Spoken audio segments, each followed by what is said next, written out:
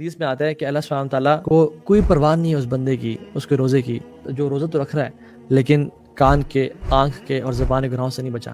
لیس لہ الا الجوع، اس کے لیے کچھ بھی نہیں ہے سوائے بھوک کے.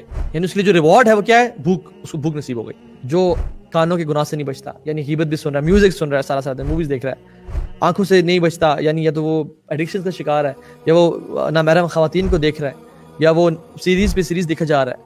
اور زبان، یعنی زبان سے لوگوں کو تانے دے رہا ہے، ٹونٹ کر رہا ہے. ساس بہو کے آپ دیکھ لیں مسائل، ساس بہو کو تانے دے رہی ہے، بہو ساس کو تکلیف پہنچا رہی ہے، انسان اپنی جو ہے نا گھر والوں کو تکلیف پہنچا رہا ہے، اور عجیب ایک ماحول ہوتا ہے انفارچونیٹلی. اس کے لیے کیا ہے؟ لیس لہ الا الجوع، اس کے لیے صرف بھوک ہے بس، اور کچھ نہیں ملتا اس کو رمضان کی وجہ سے. دیکھیں رمضان کا جو روزے ہیں نا، اس کی اللہ تعالیٰ ٹریننگ کر رہے ہیں، حلال ایک ٹریننگ کہ میرے بندو بریانی حلال ہے، پیزا حلال ہے، ٹکے حلال ہیں، سب حلال ہے، لیکن تم میرے کہنے پہ صبح فجر سے لے کے مغرب تک نہیں کھاتے، حلال چیزوں سے ہی بچتے ہو، تو تم باقی دنوں میں، باقی سال کے 11 مہینوں میں حرام سے کیوں نہیں بچ سکتے میرے کہنے پہ؟ یہ ایک ٹریننگ ہے میری آپ کی کہ یا رب گھر پہ کوئی نہیں ہے، بھوک شدید لگ رہی ہے، اور ٹینک پڑا ہوا ہے، یا بڑا زبردست قسم کا ایک اسٹرابیری شیک پڑا ہوا ہے، یا پانی ٹھنڈا پانی پڑا ہوا ہے، مجھے سخت پیاس لگ رہی ہے، میں پی سکتا ہوں کہ میں کیوں نہیں پیتا؟ لوگ تو نہیں دیکھ رہے، کیونکہ اللہ کا حکم نہیں ہے، اللہ تعالیٰ نے کہا ہوا ہے، اللہ کو میں نے راز نہیں کرنا.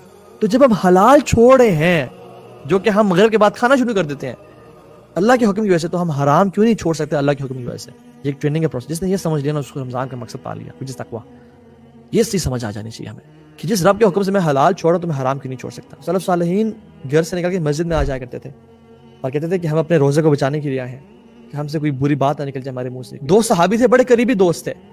ایک بہت زیادہ ایکزرٹ کرنے والا، جہاد کی تڑپ اور نیکی میں بڑھ چڑھنے والا، اور ایک اس سے تھوڑا نیچے سٹیپ پہ تھا. جو صحابی بڑھ چڑھ کے حصہ لینے والا تھا وہ جہاد پہ گیا اور شہید ہو گیا. اللہ اکبر، they were happy کہ الحمدللہ شہادت کی موت نصیب ہو گئی. دوسرے صحابی اگلے سال طبعی موت مرے، یعنی he died a normal death, no جہاد یعنی not شہادہ. طلحہ بن عبید اللہ میں دونوں نے خواب میں دیکھا کہ محشر کا میدان ہے اور جنت میں جانے کی لائن میں جو شخص 1 سال بعد مرا وہ پہلے کھڑے ہوئے ہیں، وہ پہلے جا رہے ہیں، اور جو شہید تھا، اللہ اکبر، شہید کا کیا مقام ہے، وہ بعد میں. یہ سرپرائزڈ، اللہ کے نبی صلی اللہ علیہ وسلم ایسے کیسے، یہ کیسے معاملہ ہو گیا؟ رسول اللہ صلی اللہ علیہ وسلم نے فرمایا کہ تم نے کیا اس کا رمضان ہی کاؤنٹ کیا؟ اس سے رمضان کے روزے رکھے، اس نے قیام اللیل پڑھا، اس نے صدقہ خیرات کیا، قرآن کی تلاوت کی، اپنے رب سے دعائیں کی، اپنی نیتوں کو صاف کیا، اپنے گناہوں پہ رویا.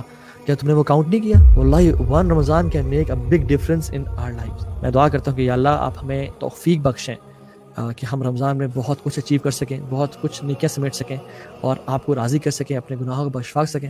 اور یا رب یہ رمضان وہ رمضان بنا دیں کہ جس میں آپ ہمارے لیے جنت الفردوس کے فیصلے کر دیں، اور ہمیں جہنم کی آگ سے ہمیشہ ہمیشہ کے لیے آزاد کر دیں.